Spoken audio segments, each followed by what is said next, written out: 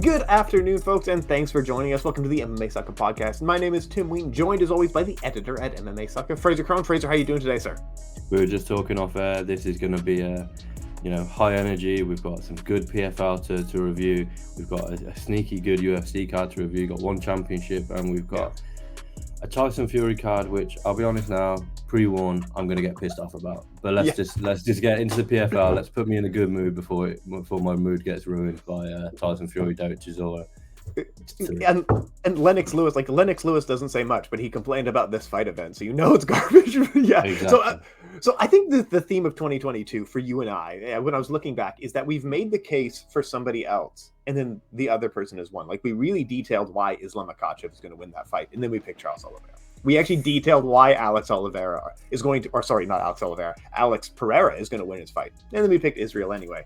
You and I both made the case for Leon. I stuck with Leon. You picked Kamaru. And last week, we actually made the case for Larissa Pacheco.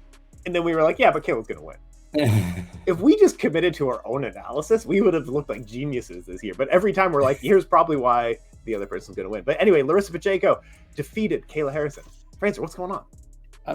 I mean, fair play to Larissa Pacheco. She learns from her mistakes. She's 2-0 down in the what's turned out to be a trilogy, but she was 2-0 down going into this fight. 2 dominant victories by Kayla as well. Did Kayla take her eye off the ball? Speaking to Ariel this week, she said that she'd had some sort of medical issues, but she was respecting Pacheco, clearly stating, look, she's got a lot better since we've last fought. And we went into it saying, look, she's 5 first-round KOs speak for themselves. It's not; these aren't flukes. Maybe you get a lucky first-round KO in one of your fights, but to do that 5 times in a row, there's no luck in that. And I just think, Pacheco surprised Kayla with how aggressive she was off her back, and this is a classic example of. You don't have to be on top to be winning a fight. You can be on the bottom and win a fight. She had that triangle locked in at one point. She had I think it was a guillotine locked in at one point.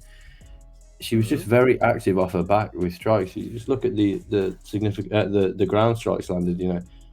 PFL do a really good job of putting all their. I don't rate the fighter performance rating thing. I think that's absolutely shite. But the strikes landed and strikes thrown on their website, I think it's really good. It gives you a really good example of how the fight went. Kayla landed 6 takedowns. Larissa Pacheco landed 3. Kayla Harrison isn't used to being taken down. No. But the most interesting thing, I think, is ground strikes landed, taking into account that, Kayla spent the majority of the time on top in the ground situations. She landed 78 strikes. Larissa Pacheco landed 53. Now, the majority of those strikes were from bottom. Mm-hmm. I just think it was a really, really good performance by Larissa Pacheco. And, I've seen things, is this the end of Kayla Harrison? Absolutely not. But, Pacheco just had a number on that night. And it was, I think 49-46 were some of the scores. And completely agree with it. I think, I'm a PFL fan. I'm a Kayla Harrison fan as well. Absolutely. And now I'm a Larissa Pacheco fan. Not saying that I wasn't beforehand, but Kayla Harrison, she's got the backstory. She's got, she's 2-time Olympic gold medalist. Oh yeah. Listening to MMA Church on MMA Sucka YouTube last night. Go and check that out because that was really good. Andrew was obviously there for MMA Sucka, and he said none of the sort of losing fighters came to talk to the press. Kayla Harrison came to talk to the press. I think this is going to go down as quite a notorious sort of loss for Kayla Harrison. Of course, it's her first loss, and she's handled it really well. We saw Dominic Cruz when he lost to Cody Garbrandt, how well he handled that. Conor McGregor when he lost to Nate Diaz the first time, how well he handled that. Ronda Rousey, how she didn't handle the loss at all to Holly Holm or to Amanda Nunes. I think Kayla, and people are naturally the comparisons are going to come. Undefeated judoka who's at the top of the game. Comparisons between Harrison and Ronda Rousey are going to come. I don't see them. I think they're chalk and cheese as far as mentality is concerned. I think Kayla is, she's owned the loss already. I think she was just surprised with how good Larissa Pacheco was on the ground after their first two bouts. Yes. Well, yeah, I completely co-sign with you. Like Larissa Pacheco actually had a few reversals on the ground, and she was getting takedowns. Like that was actually a marked improvement. Because one thing I think on the feet, if you don't respect your opponent's power, you can walk through their punches, and that's essentially what we saw Larissa Pacheco do. She knew probably Kayla Harrison isn't going to knock her out on the feet, so I'm not going to run from her punches. I'm going to stand in the pocket, and she landed well on the feet. She pursued on the feet. There was moments of aggression on the feet from her, and Fleury's landing. But yeah, on the ground, she was actually doing reversals. She was getting up from takedowns. She was blocking like mounted crucifix at some points. Larissa Pacheco was ready for this fight. But I almost do like it more that Larissa won, not because I hate Kayla, love Kayla, but because you need good opponents, you need good storylines, you need good foibles in it. And we talk about this lightweight class as nobody. No, it doesn't. Look at it. We got Larissa and Kayla in there. It's fantastic. Next year when they run it back for the fourth time, you got a really good storyline coming into this one, right? Well, this is what I think is entertaining because, I'm not for a second thinking that Mike Brown and obviously all the guys at ATT overlook Larissa Pacheco, but when you get beaten so easily twice in a row, Kayla's probably thinking, what has Larissa got for me? Yes, she's made the improvements in a stand-up game, but I dominated on the floor. Of course, she's going to be trying to improve her ground game, but we haven't seen that because she's got 5 first-round KOs. Yeah, I think going into this for Kayla, it was a lose-lose. She's the PFL's biggest star. She's the face of the PFL.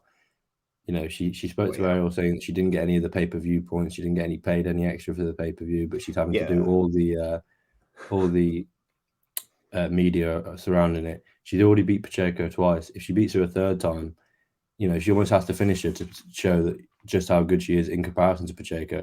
If she defeats her by decision again, it's like, well, yeah, you've already done that twice, and now she's coming out on a loss. I don't think her stock goes down a whole lot, but it was, for me, it was a lose-lose for Kayla because, like I say there, where's the upside for Kayla? Well, she beats a girl that she's already beat twice already. Well, yeah, you're expected to do that. Oh, what, you lose to a girl that you've already beaten twice?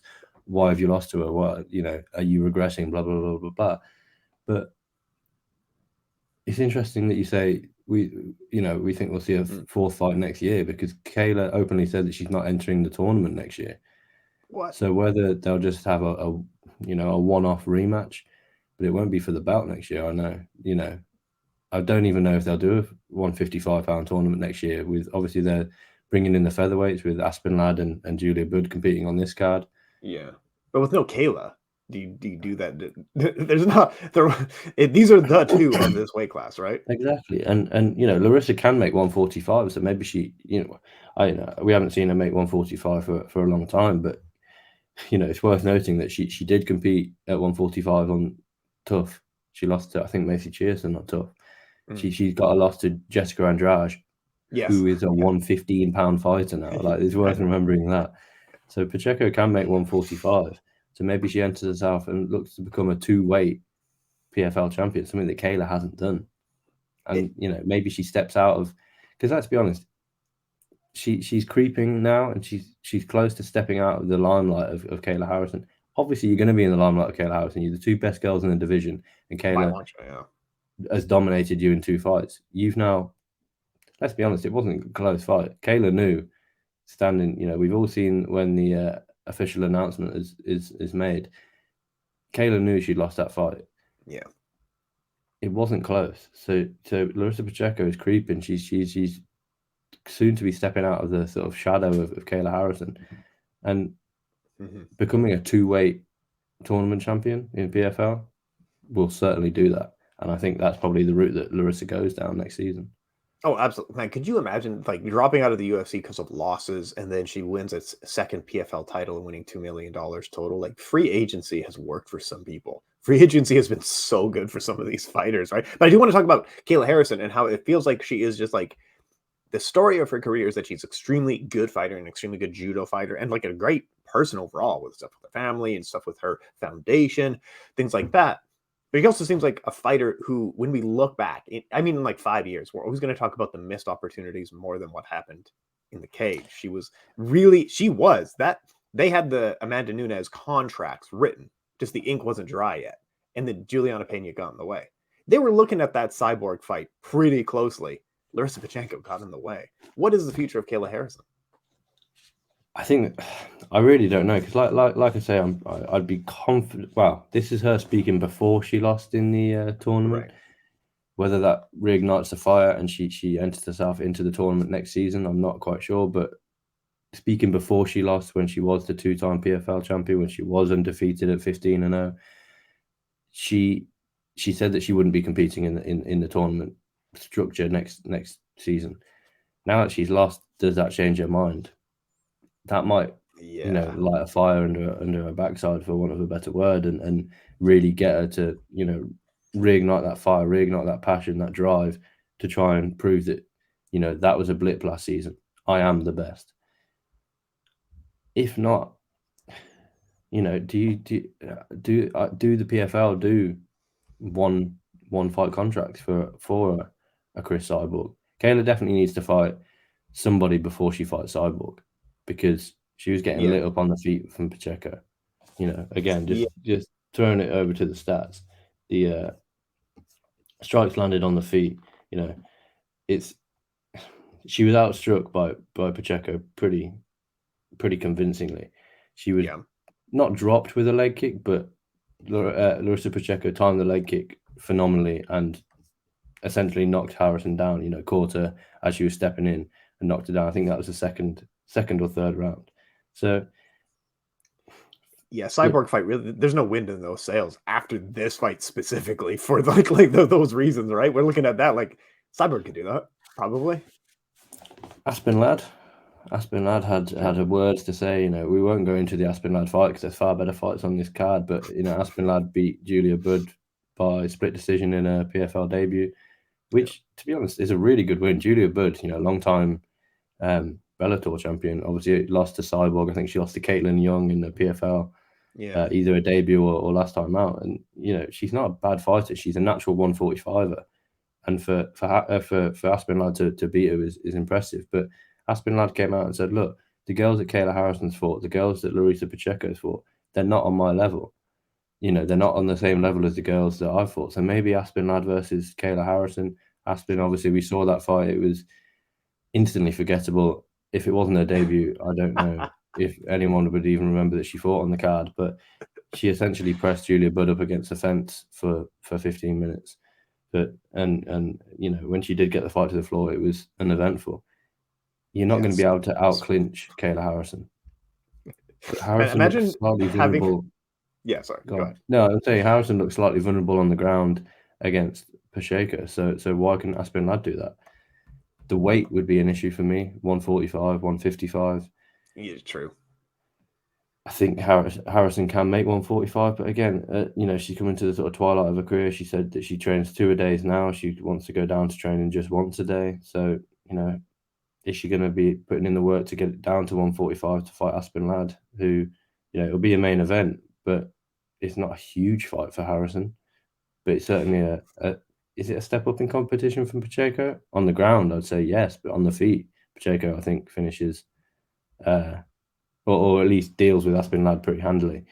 So that there's options for Kayla, but like you say, will her legacy be?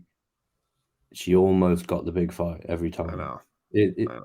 It's almost the opposite of a Michael Bisping. He almost made it to the title, and then right in the twilight of his career, he finally makes the title. He has he makes one title defense and then headlines MSG against GSP. Then he goes into that crazy, I think, 2 weeks short notice fight against Calvin Gastelum. For Kayla Harrison, I think she started big, and there's a potential that she might just peter out. But I think the PFL have invested too much stock in her now for it to allow her to peter out, and it's difficult because she's been so open in saying, I am done with the season format. I cannot cut the weight anymore. I cannot. I only want to go. I want to go back to training just 1 a days rather than 2. What do they do? I know. And it's tough. Like if you give someone $3 million for 2 years of work, like yeah, I don't blame her for feeling that way. But imagine being Aspen Ladd that you beat Julia Budd by split decision, and then you're like, yeah, none of these girls are on my level. The audacity! What is this? This Exactly, is and so this is a stupid. girl that lost in 16 seconds to Jermaine Durandamy. This is a Yeah, girl that lost to Norma Dumont in a featherweight debut. This is a but like girl, she I think, wasn't. It you wasn't know, like knocking somebody out. It was a split over Julia Budd. Come on. and that, yes, I think she won the fight, but it could have gone either way. Yeah. If one judge doesn't, prefer a slightly different style to the other judges, she's lost, and she's still going to claim that these girls aren't on my level. It's interesting, but Yeah. I think, as you alluded to there, with Larissa Pacheco, with Jeremy Stevens, who was on this card, obviously picked up a loss, unfortunately for Jeremy. Rob Wilkinson, Aspen Ladd, all these girls and guys are testing free agency and are being picked up by the PFL. Marlon Moraes, who obviously had retired, That's a tough and one. then he was looking hella good.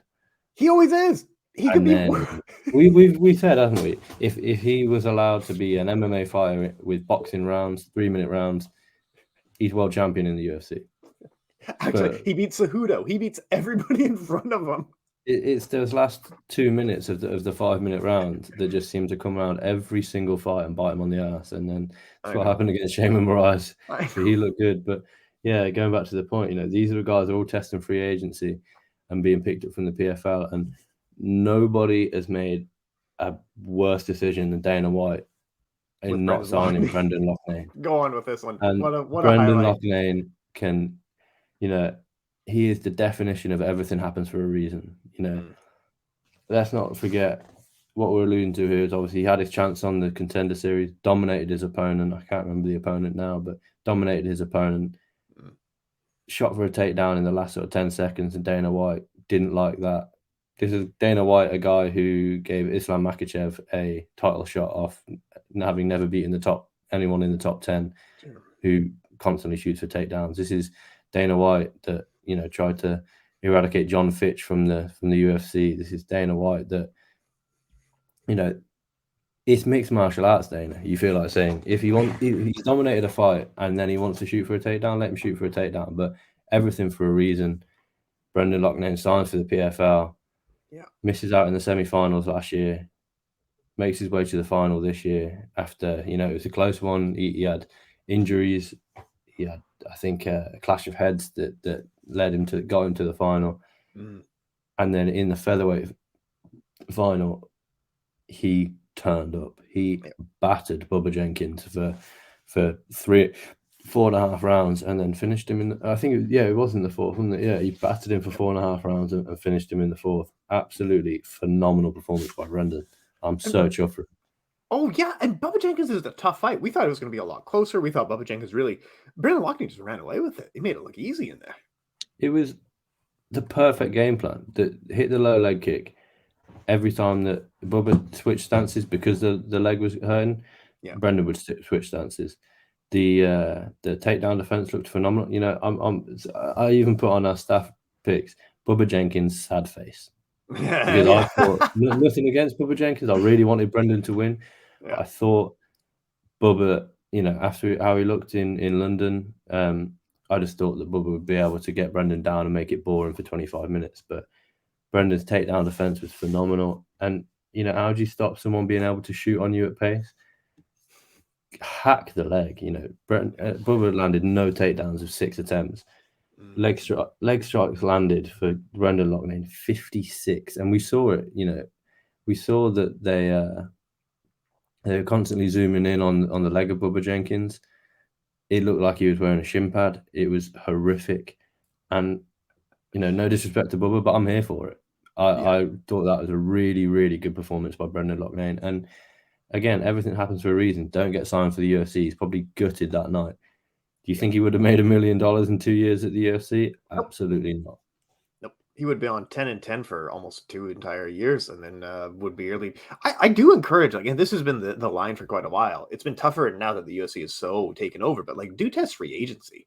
It has paid off for a lot of these guys. Like someone like Yuri Prohashka, in the middle of the Czech Republic, a country the UFC is not interested in. If he signed with the UFC 5 years ago, he wouldn't really be worth what he is today. But him going through Ryzen, winning championships there, fights with King Mo Lawal, things like that raised his stock. He came into the UFC, got a title fight in 3 fights, probably getting paid handsomely in that time. Unfortunately, I mean, there's sad news over the weekend for our boy Yuri, but like, go through free agency, honestly, go raise your stock, get some titles wherever you can, and then come to the UFC. Brendan Loughnane now, the UFC might actually offer him a fair contract at this point. I don't know if they will, but I could see the argument. Well, exactly, and I just pulled up. I don't mean to brag, but Conor McGregor tweeted UFC sign Brendan Loughnane, exciting fighter, a backstory with the company, and of the European side, a Money in the Bank UK or European signing. Congrats on the win. And I just quote tweeted, said, Brendan Loughnane, stay at the PFL. They'll pay you more and they'll respect you as an individual. Now, Brendan Loughnane has been the co-main event now, and a pay-per-view, which is obviously this past weekend, and he's been a co-main event in his own home country in London, despite the fact that he doesn't train in London. He goes out to Thailand to train. Oh, yeah. If you think that Brendan Loughnane would be co-main event in UFC London or UFC, UFC London pay-per-view, obviously we've got, I think, is it 284, 285 is rumored to be London or Cardiff with Leon Edwards. If you think Brendan Loughnane is getting the co-main event slot in that, unfortunately, you're mistaken.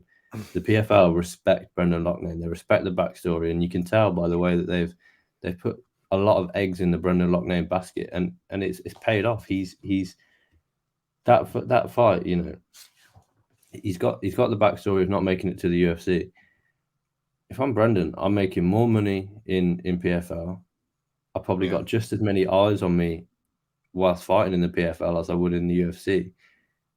Stay in the PFL, man. At the end of the day, yes, you might become a more global star, and you might, get a few more Instagram, a few more Twitter followers if you join the UFC. But in 10 years' time, when you've retired with, 2 million in the bank, because the PFL are respecting you as an individual, are you going to care how many Twitter followers you've got? Absolutely not. No. And like even guys who we think of as like very good UFC locks, like Eddie Alvarez was good value because he was good value outside the UFC. Michael Chandler, same thing. He built his name outside the UFC and then went to the UFC when he was very valuable. I think that actually makes more sense than trying 10-10 and work your way up and stuff like that. Really do trust free agency. Ante D'Elia got a first round knockout. Aspen Ladd. Olivier Aubin-Mercier got a very nice, very good highlight reel knockout over the Scottish Braveheart Stevie Ray. I was thinking about, because you were talking about nationalism last week of like Canada versus Scotland. I think I don't care about nationalism so much in MMA, because hear me out. I saw the entire career of Georges St. Pierre. As a Canadian, like, we won. We've beaten this sport. But like, I think about you sometimes, of like, as an Englishman, you were in the trenches of Michael Bisping. Like, those were rough years to support Michael Bisping, man.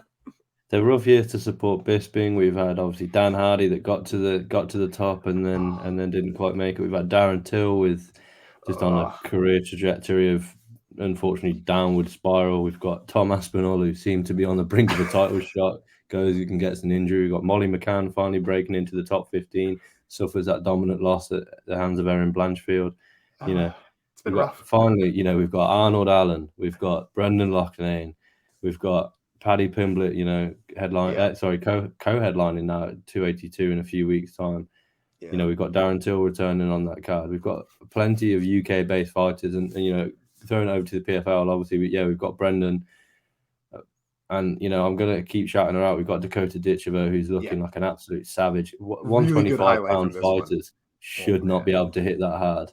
Yeah. And yet she knocked the girl out.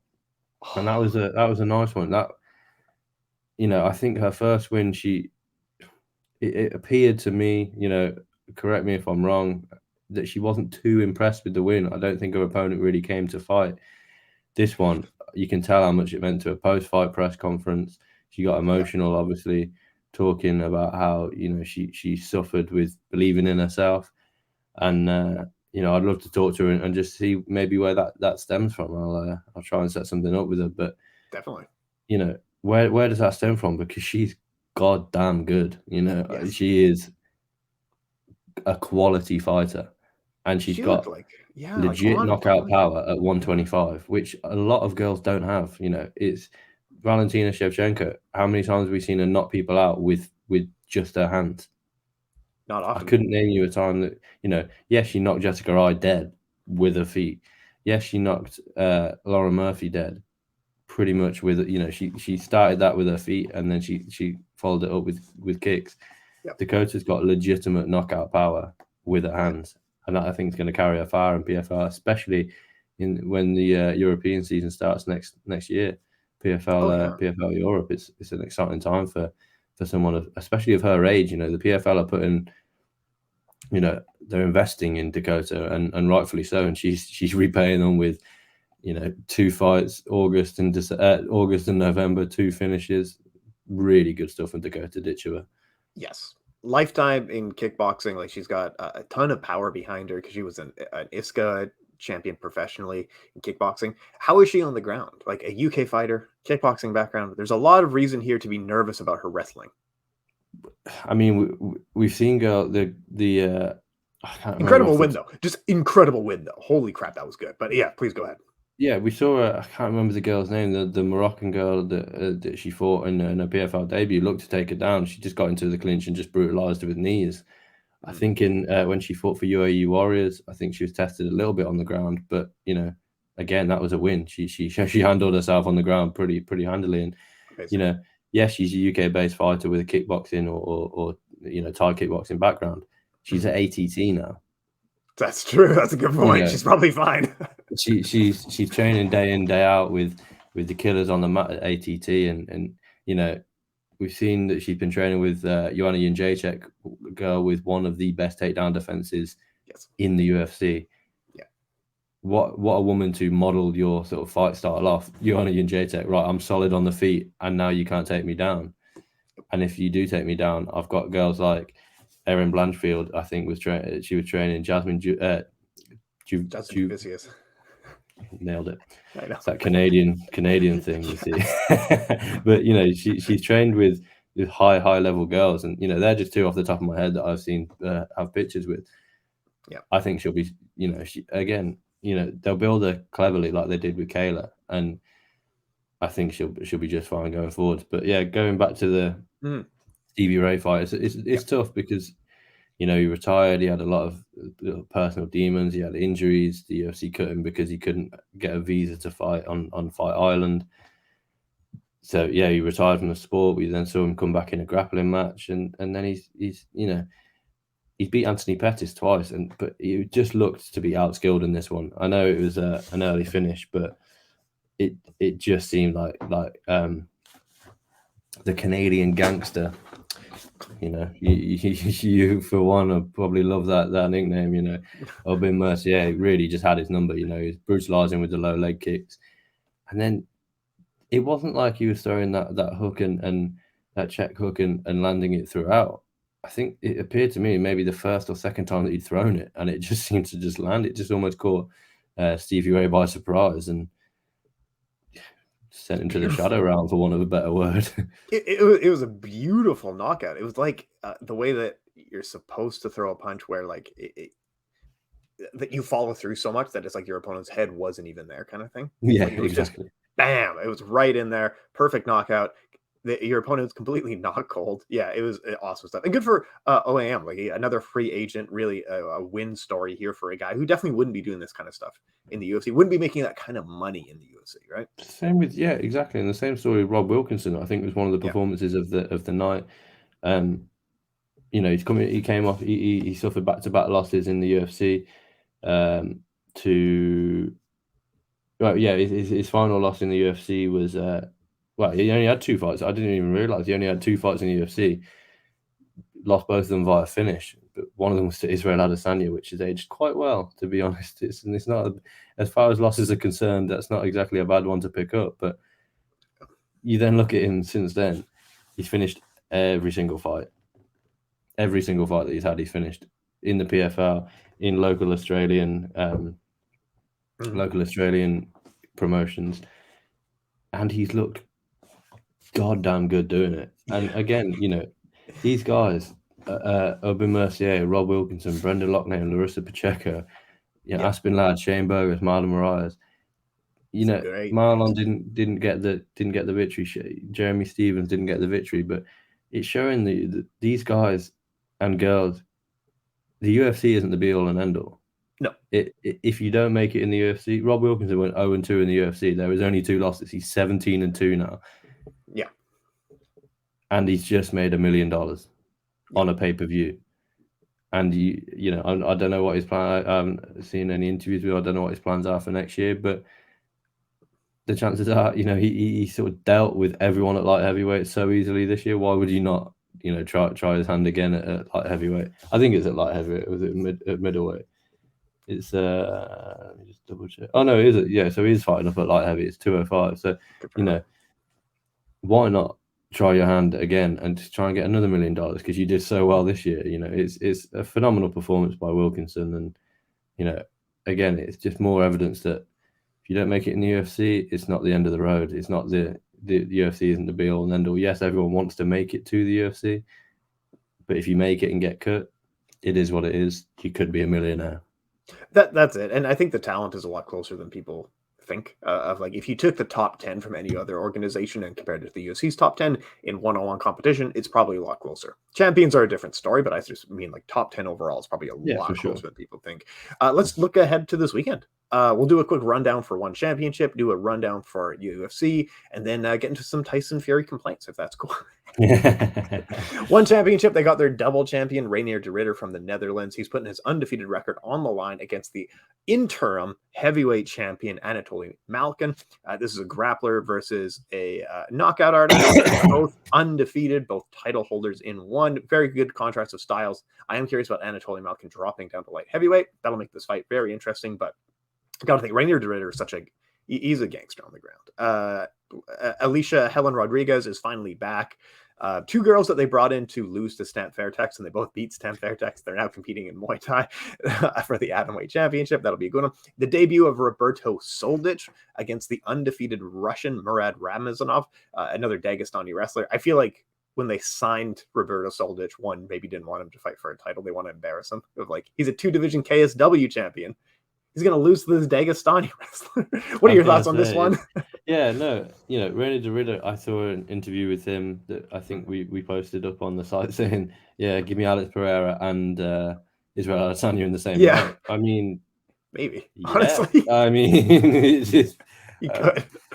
That's what makes me excited. And, it's interesting that we had we spoke last week about the issues that one had with their weight cutting, and yet in their main event, they've got a guy cutting down to 205. Yeah, this is going to be a tough one. That's going to be brutal. I don't think it's going to go. Something's going to go off the rails there, I expect. However, it's a good fight on paper. On paper, it's excellent. We'll definitely have headlines coming out of one championship this weekend. But yeah, I enjoy the Roberto Soldic fight because they're not giving him a gimme. They're not giving him we've got this was the I'd say it's probably the biggest one of the most well known, one of the most talented free agents in recent history. Yep. To be talking to the UFC, talking to Bellator, probably talking to the PFL. Yep. Obviously signs for one championship, and they haven't just given him right, we've got this new signing, let's just give him a gimme fight. 11-0 Dagestani wrestler. That's insane. I mean, it doesn't come much harder than that, and it's not like he's 11-0. He's not fought anyone. He's been fighting in Fight Nights Global. He's had 3 fights for one championship. It's one of those where on paper you'd expect Soldic to win, but it's by no means a gimme.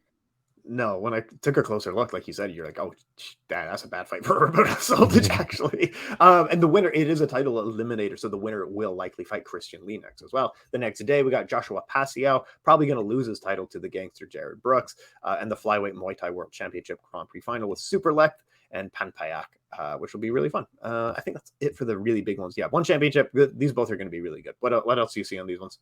No, I just, if you haven't already checked out the interview with Jared Brooks, obviously check that out. We've got that up on the, it's up on the YouTube. I also think it's probably been made into an article as well. So yeah, be sure to check that out because that was a lot of fun. I enjoyed that one. He's a guy that maybe is remembered for knocking himself out via slam in the UFC. Let's not take that away from just how skilled he is. The guy's 19-2, and he's fought his way back to what is essentially the top of the sport. You don't get to headline a one championship card if you're not sort of about that life, as it were. He got cut from the UFC after 4 fights.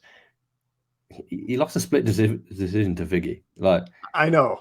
He's good. This guy is good. Yes, he may or may not have knocked himself out trying to slam Jose Shorty Torres.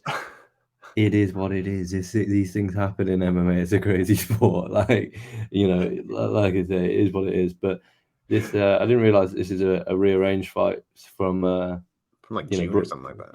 Yeah, exactly. Yeah, beginning of June. So these guys have been focused on each other now for arguably too long. 6 months to be just focusing on facing one guy is a long old time. So and it's in Manila, Philippines too. Just to add a little bit extra. Yeah, exactly. Yeah, how cool is that? I'm excited for that piece. We're looking at another thriller in Manila. I know. So, Jared Brooks isn't going to make it out of there alive. He's going to get chewed up. No, he's going to wrestle to a victory, and then the audience is going to destroy that man. Exactly, and I expect him to be on a plane home by. When is this? Is this Thursday, Friday? I expect him to be home and in bed by Saturday afternoon, late morning. He doesn't want to stick around in Manila. That's going to be a fun one there. Like you said, like Jared Brooks, like this is free agency's worked out for him because now he's going to really make a name for himself. He's wrestling a bunch of guys in one championship who don't have American wrestling backgrounds, and he's looked unstoppable doing it. But like if he comes back in the UFC in 3 years, they have to sign him on a big contract to make it worth his time because he's proven himself. He's walking with a bunch of titles by that point. But yeah, losing a split decision to Figgy, man, that's not a reason to cut a guy. Come on. Exactly, and at the end of the day. Again, it's another example. This week is just full of examples. We're not bashing the UFC because they've got a phenomenal card this weekend. But it's another example of if you don't make it in the UFC, if you knock yourself out, is what it is. But if you no, I'm joking. No, but if you don't make it in the UFC, there's money to be made. There's huge fights to be had. There's championships to be won. Yep. And yes, you might not, the casual fan might sort of, maybe not have heard of you or not follow your career. We in the media will follow your career because we know that you can't tell me if Jared Brooks faced Figueiredo or Moreno now, he'd just get blown out of the water. They're close fights still, regardless of whether he's in the UFC or not. They're close fights. If Brendan Loughnane faced Alexander Volkanovski, I think it's a close fight. It's a close fight. Let's say Jan Blachowicz wins in a couple of weeks, or even if Ankalaev wins. Rob Wilkinson is a tough fight for either of those guys. These aren't just gimme fights because they're not in the UFC. There's close fights in whatever like you say, the top 10 in any organization.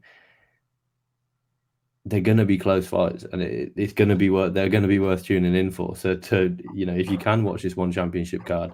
Make sure you catch it. Luckily, with one, they put pretty much all the highlights on their Twitter page. So if you can't catch the full fight, the highlights will be up in short clips on their Twitter page or on their Instagram. So cool. Yeah. So accessible. Exactly. And this is what you want from. They know that they're not the biggest brand in the world. They know that UFC is the biggest brand in the world. How do they get to be the biggest brand in the world? Show that they've got some of the best fighters and some of the best clips, clippable. This is the social media era of MMA. Which Conor McGregor pretty much made the social media side of MMA, and one championship have sort of taken that model and ran with it. And I mean, just last week I didn't watch the whole Rod Tank fight last week, but there's just a clip of it is what it is. We know what to expect from Rod Tank, but even the clips of him just I think he got hooked or something, and he just walks forward and just shakes his head and nods, and he's a clippable guy, and one championship have taken that sort of clippable feature of one of their fighters and ran with it, and rightfully so, because it's paying dividends for him. Rod Tank, would he have ever got a fight with DJ if he hadn't have been a big crossover star? Absolutely not. No, but it's paying off for both him and one championship now. you show highlights of him punching himself after getting punched by somebody. Rodtang is so cool. It's the reason he is handsomely well paid in one championship, and he deserves it. I think his name is ubiquitous with one in Muay Thai at this point. He's well earned his idea. But one thing Rodtang has been talking about, kick fans hate this. But you and I, we're normal people. So, but he has been saying, like, I'm going to train with Demetrius Johnson, and they're going to go to MMA. I'll do one more. I want to win the kickboxing title, and then I'll have kickboxing and Muay Thai, and then I want to do MMA here. That's fun. That's really fun. And he's from, he's not old either, is he, Rodtang? 25. I know. The guy's still got a whole career ahead of him in mixed martial arts. And, it's not like, yes, he's had a long Muay Thai career. He's, been fighting probably since he was 8 when he made his debut. I mean, God, that's insane. Legally, that's questionable. But come on, guys, we can't have 8-year-olds just scrapping each other. CTE is a real thing. But again, yeah, his story is sometimes framed as very heartwarming. But like a lot of people in Thailand have to take Muay Thai, and he says the same thing of like, I had to feed my family. Like, yeah, this is not heartwarming. This is actually super sad. He says like, I actually really like football. I wish I could play football, but I wasn't allowed because it didn't pay. Like, this is really sad, actually. Yeah, that's the thing, but that's the kind of crossover story that you need to be a star in MMA. Yes. You don't. Guy begins a Muay Thai career because he walked past the gym. Yeah, well, I know. So's everybody. So did I think, was it Joe Rogan that said that he started his sort of Taekwondo career because he was Jean-Jacques Machado just kicking the bag and he walked past like, what's that noise? It found like a bat hitting a bag. Well, fair play. It is what it is, and if that gets you into the sport, that gets you into the sport. But a real, what's the word? Necessity. Fighting for a purpose, fighting for a necessity is a captivating story, and Rodtang's got that. So when he transitions over to MMA, like you've alluded to, that he will do probably within the next 2 years. He's 27. He's 20. I know. 20. He'll be maximum. He'll be 27. Probably 26. DJ. Get that Cejudo DJ training, and you'll. Oh my God, this guy could be amazing. Or just like he's been fighting since he was 8, so he might just fall apart. You never know. Exactly, but that's a story that again a lot of media probably won't cover, but will we MMA Sucka cover it? Absolutely. I'm all over that. We will be able to rinse that for all it's worth, and rightfully so, because it'll be a phenomenal story when it does happen. And we know, obviously, like you say, we know that it'll happen sooner rather than later. And I do almost like the stories more of guys like Jose Aldo, Anderson Silva, Francis Ngannou, of people being like, if I could do something else, I would have. But I couldn't do anything else. Like, I couldn't go to school. I couldn't do soccer because it was just too competitive. I have to do fighting, and I had no choice. Those stories, like, it's hard to... Sometimes interviewing Americans, you're like, what was it like being in sales before you're fighting? And then you interview people from like the Philippines, and I'm like, what was it like that your parents never accepted your career and now they're both dead? Like, it's so different. It's a different tone in like how urgent. But yeah, those crossover stories, I still think about Jose Aldo and Francis Ngannou, just like that. Yeah, these stories. What's it like living on the street and just boxing because you had to survive? Yeah. Well, yeah, it was all right. Yeah. No wonder you don't get too worried when you're walking into an octagon that's a sanctioned fight with people there to physically help you and stop you from killing someone and stop someone from killing you. No wonder you're quite relaxed walking in there. Fair play, I understand it. Like 5 years ago, I was eating the trash and jumping barbed wire. Now I'm fighting for money. Okay. Now someone is making me my meal so I can keep to a weight. Yeah, it works. It's great. I love this sport sometimes. I feel like being an MMA fan, you have those dark moments where you're like, I don't like this sport. This is actually super sad. And sometimes you have good moments. Anyway, let's look at the UFC. It's a sneaky good card. Stephen Thompson versus Kevin Holland, Brian Barberena versus RDA, Tai Tuivasa and Sergey Pavlovich, Eric Anders versus Kyle Dachhaus, Nico Price is on it, Angela Hill and Emily Ducote, Clay Guida. This is actually a good card from top to bottom. If it had this is sneakily good. I want more fight nights like this. Yeah. I mean, let's not forget as well, we've got the return out of retirement of Kevin Holland. Oh my God. This guy retired. He retired. Despite the fact that he fought... MMA retired. 3 months ago? He fought in September. Yeah. Let's not forget he was officially retired. This is Stephen Thompson coming out of retirement. Let's not forget that. Yep. Despite the fact that he fought in September, and this is Kevin Holland coming out of retirement. Stephen Thompson actually hasn't fought for like 2 years, but no, he's been. I was literally going to say Stephen Thompson has not fought in 12 months. Yeah. Kevin Holland fought 3 months ago, but Kevin Holland's the one coming out of retirement. That's right. But no, this is a really, thank God it's in front of fans. Orlando, Florida, the Amway Center. I don't know how big the venue is, but thank God, there's going to be fans in there. This is not an Apex card. This is a really, really strong card. Yes. And Stephen Thompson versus Kevin Holland. Do you think this one's going to hit the mat? Absolutely not, unless Kevin Holland decides it. But after his last fight, I think Kevin Holland's going to come out there with something to prove. He had all of that fight week antics with Hamzat and who was it? It was Hamzat, Li Jingliang, Daniel Rodriguez, Tony Ferguson, and Nate Diaz. The was it 279? The 279 shit 279 show? fiasco, yeah. The 279 shit show, as we'll call it. And let's not forget that Kevin Holland was pissed off with how his fight with Khamzat went. And you think that he's gonna look to take that one to the ground? Absolutely not. This will be a stand-up chess match for as long as it lasts. And I'm excited to see Stephen Thompson in there, because if you look at his last 2 fights, I know Gilbert Burns wrestled him. Bilal Muhammad wrestled him.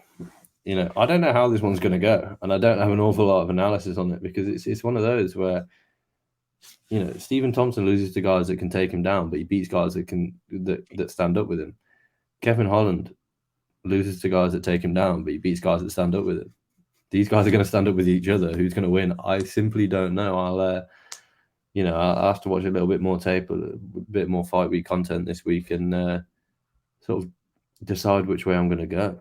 The problem is, I think, because what I'm imagining is I immediately pick Stephen Thompson, because I always think of Stephen Thompson as he was in like 2016, 2017 kind of thing. He's not. The guy's kind of struggled with injuries. He's a little bit older. He's a little bit slower. I do think if that is the case, Kevin Holland walks into a bunch of kicks. He's just going to keep going forward into the wrong thing at the wrong time, because Kevin Holland is a forward pressure fighter that plays well into Stephen Thompson. But Stephen Thompson is also not, man. This might be like, if he loses, he could retire because of his age and like how much damage he's taken and stuff like that. So I don't know. Sure. I'm picking Stephen Thompson, but I'm not confident on that one. Yeah, I really don't know, because 39 years old, and luckily he's got a style that doesn't. Unfortunately, he's got a style that relies a lot on reactions, a lot on speed. Yeah, and let's not forget, the guy had one loss when he fought Tyron Woodley to a draw, and then he then fought into a loss in that instantly forgettable fight. He then dominated Jorge Masvidal. Yes, but then he lost to Darren Till, which is what it is. Lost to Anthony Pettis. I know. He was winning the fight, but winning the fight, Superman yeah. punch. Yeah. At least he didn't knock himself out. Job. Oh my God! Leave my boy alone. That's just the theme for today's. Yeah, that's the theme for today's show. But no, but then he dominated Vicente Luque, dominated Jeff Neal, but then he was dominated by Gilbert Burns. He was dominated by Bilal Muhammad. Yes, these 2 guys are the other end of the welterweight scale at the moment, but. How does this fight go? Like I say, I'm really not sure. And it's the same with the co-main event, RDA and Brian Barberena. How does that one go? Like age. I think it's going to be fight of the year kind of contender style of fight. But yeah, I want to say RDA, but I always imagine him just being like 2015. He was sharp. Nowadays, I don't really know. But he's aggressive and he wants to fight. And I think they gave him someone who will finally stand with him. So I hope RDA wins. Yeah, for sure. I think, but let's not forget that Brian Barberena is coming off the TKO victory of Robbie Lawler last time out. It's no, let's forget that. Yeah. I mean, yeah. Emotionally, let's forget it. But analysis wise, let's not forget it. And he's riding a 3-fight win streak, Brian Barberena, which is, I know. No disrespect to him, but a guy like him shouldn't be riding a 3-fight win streak. It's the longest win streak of his UFC career. He's not good. It just seems like he's got an insane chin. Yeah. And can tire his opponents out. Now, RDA will probably look to chew up the leg, because he's going to know that if Matt Brown and Robbie Lawler can't knock this guy out, RDA probably doesn't have the power to knock him out. Chew up the leg, maybe get a TKO from leg kicks, but I don't see him knocking Brian Barberena out. I think it'll be a very one-sided decision. Yeah, RDA. Yeah, I don't know. RDA could retire tomorrow too. I thought he retired after the Rafael Fiziev fight. I thought that was the way he was going, but obviously he's back up at 170 now after the Floro back down at 155. He's a guy that's a tweener, you know. He's a 165-pound fighter in the end. Yes. It's disappointing that we don't have that option for him in the UFC. I think he was also caught up in like that 2016, 2015, 2017 lightweight division was maybe that was an incredible time for the UFC's lightweight division. Eddie Alvarez, like Donald Cerrone was good then. Who else am I trying to think? Anthony Pettis. McGregor. He fought a prime Tony Ferguson. McGregor. That's what I mean. Of like, man, he competed at the best time in lightweight history. Oh, that was a good stuff. Anyway, let's move forward because it is a banging card, but I think we got some other stuff going on this weekend. Tyson Fury in the fight of his career, the fight that we've been waiting for, the fight finally. This is the fight that we've just been salivating for. He's gonna. Okay. Sorry, my facial expression is not hiding the way that I feel about this fight. Awfully well. I was asking you off air. I'm not. Tyson Fury is fighting a guy he's beaten twice in a fight that none of us want. Is the headline. That is the headline. Tyson Fury is fighting a guy that nobody wants to see him fight, that he's already beaten twice. I mean, no disrespect to Derek Chisora because he's a gamer. This is not the fight that people want to see. This is not the fight that anybody wants to see. And, you know, I've written a preview for it. Fury versus Chisora 3, preview of an unwanted fight. It's the title of my, you know, and again, you know, and I think Tyson Fury knows, Derek Chisora knows, this is not the fight that people want to see. This is not the fight that people are interested in. They're doing it at the Tottenham Hotspur Stadium. I think it'll sell out because it's Tyson Fury. Absolutely. But realistically, it shouldn't sell out. This is, on paper, the fight is an O2 arena fight. You know, he's 2-0 against him. And this isn't 2-0 Larissa Pacheco, Kayla Harrison, where Pacheco has looked phenomenal since losing to Pacheco, since losing to Harrison. Sorry, right. Derek is 1-4 in his last 1-3 in his last 4 fights. Sorry, with his only win coming via split decision against Kubrat Pulev. He lost to Joseph Parker twice and he lost to Usyk. You know, he was KO'd by Dillian Whyte back in 2018. He was split decision to Dillian Whyte in 2016. He lost to Kubrat Pulev. So let's remember he's 1-1 with Pulev. Since losing to Tyson Fury the second time, let's not forget the second time because he was absolutely dominated at Wembley Arena back in 2011. Yep. He won 1 and then he lost 3 on the bounce. And then he lost to Tyson Fury again 5 fights later. Yep. This time he retired on the stool after 10 rounds. It just seems that every time he fights someone that is a bit of a name, he loses. And that's no disrespect to these guys, but, you know, he fought 5 people that you've never heard of, and then he fought Kubrat Pulev and lost. Then he fought someone else you've never heard of, then he fought Dillian Whyte and lost. Yeah. Then he lost to someone that you've never heard of. In Monaco. He just didn't turn up for that fight. He couldn't be bothered. He did beat Carlos Takam, and he did beat David Price. But I think what speaks volumes as well is the fact that on his Wikipedia professional boxing record, he's one of these fighters now where there's been an age category added to his professional boxing record. You don't get that with all these fighters. You go on Tyson Fury's, you don't have an age category. You've just got, you know, the type of victory it was, the round, the date. With Derek Chisora, you got the type of victory, the round, the date, his age, and then the location. He's 38 years old. He's 1-3 in his last 4 fights. He's 2-0 against Tyson Fury. And remember, this is the date. We should have been hyping up Tyson Fury versus Anthony Joshua. I know. This is the date, December 3rd, Tottenham Hotspur Stadium. Anthony Joshua versus Tyson Fury for the WBC Heavyweight Championship of the world. The biggest fight in British boxing history. Let's be honest, it would have been. And instead, we've got Chisora, who I think I saw a line at one point where he was minus 3,000 to win the fight. Oh, that's fair. That's reasonable. Yeah, exactly. But that's the thing. We shouldn't be saying that's fair. That's a reasonable. This is what we're doing. This is boxing now. This is what's happening. We're putting guys in there who are minus 3,000 to win the fight, let alone by KO or anything. And I just don't get it. But boxing is gonna boxing. It's. Yeah. And we saw everyone saw the interview with Tyson Fury and the YouTuber True Geordie when he interviewed him for his podcast, and he was kind of bashing the fight itself. And Tyson knew, because Tyson went off on True Geordie and said, you've never fought a day in your life, and started abusing him and stuff. He reacted because he knew exactly what True Geordie was saying was correct.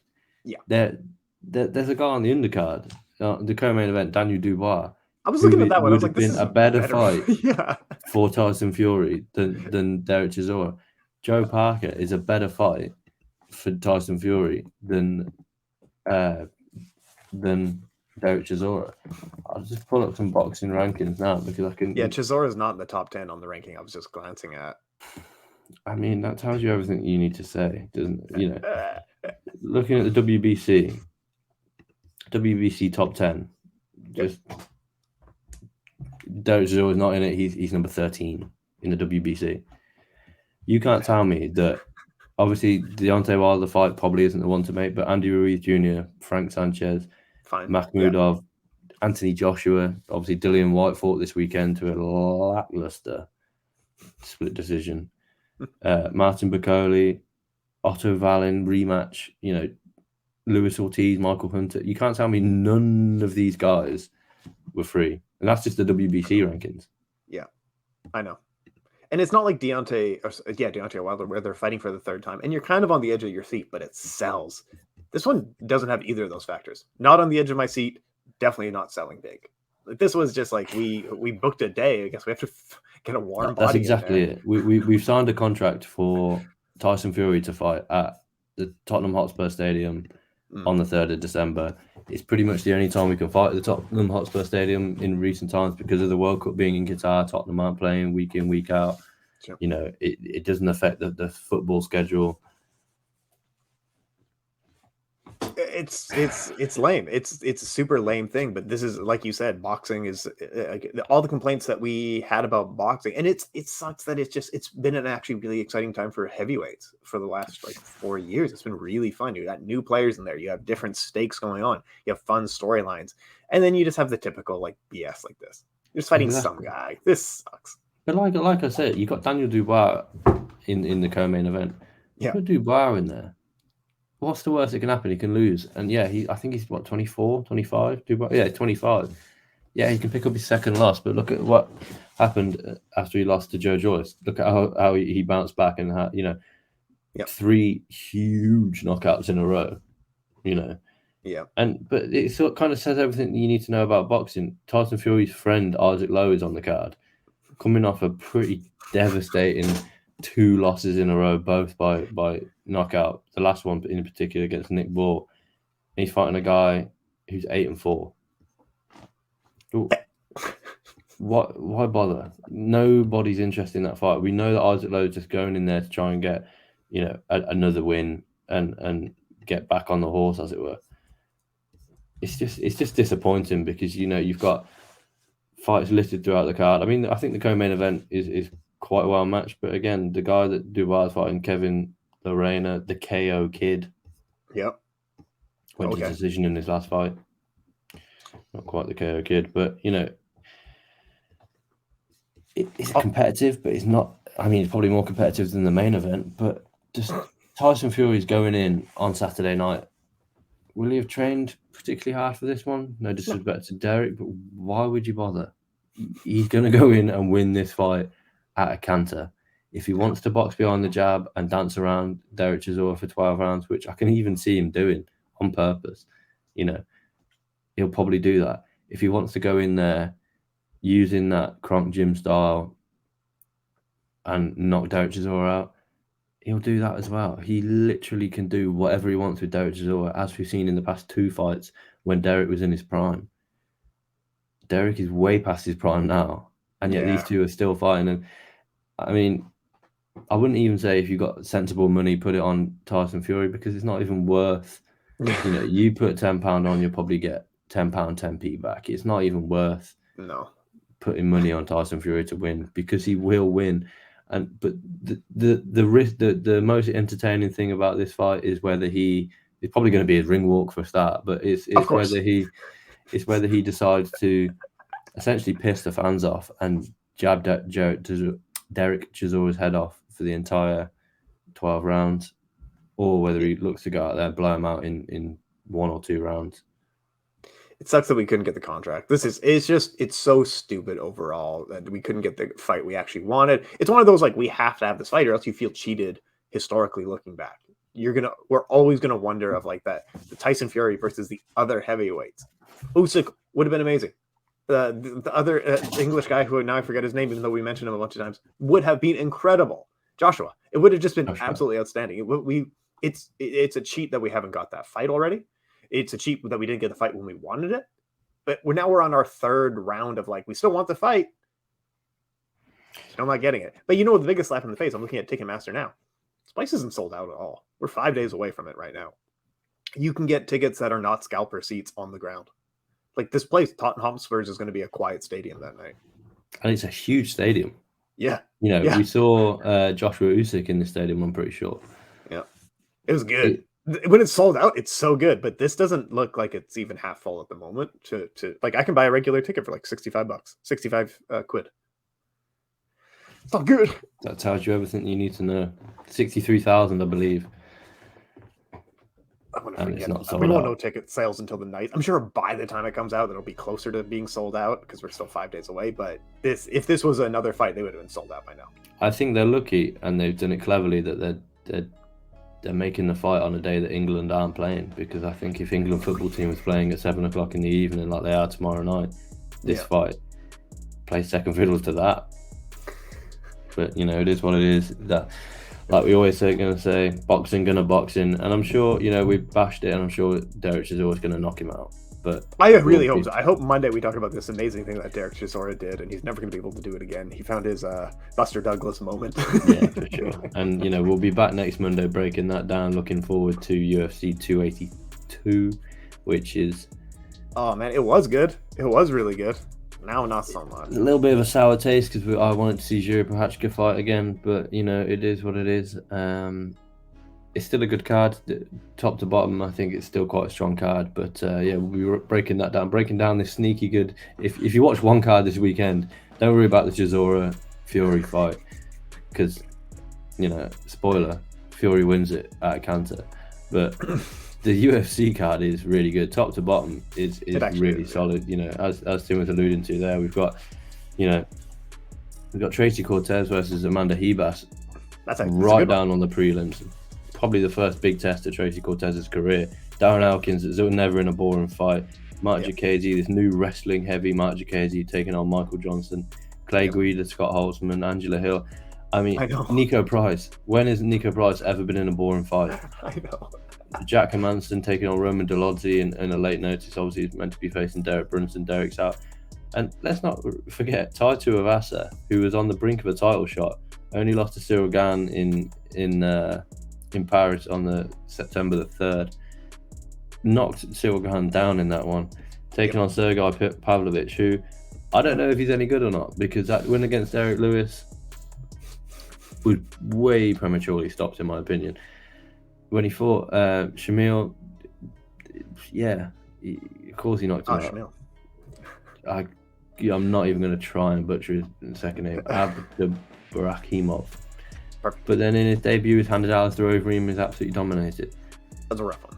What's exciting is this guy hasn't seen a second round since June of 2017. So if you are watching this card this weekend, Tai Tuivasa versus Sergei Pavlovich, don't go and get a beer. Don't go to the toilet. Just sit down for when they announce the fight. You'll be able to get a beer in under 5 minutes. Don't worry about it. It'll come. So, this is a sneaky good card. and it snuck up on us. I don't think the UFC have promoted it awfully well, but do not miss this one, because this one is a really good card.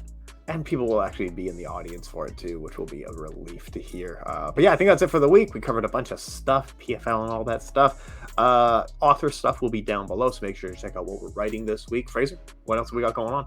Yeah, I've got a preview for the Angela Hill fight coming out, which, like I said, it's a sneaky good fight, because I love a leg kick and she loves throwing them, so I'm here for it. And I've got the preview of a little bit more of a backstory on Tyson Fury, Derek Chisora, and how the hell we ended up getting here and not having an Anthony Joshua fight. But yeah, be sure to keep an eye out on the site for that.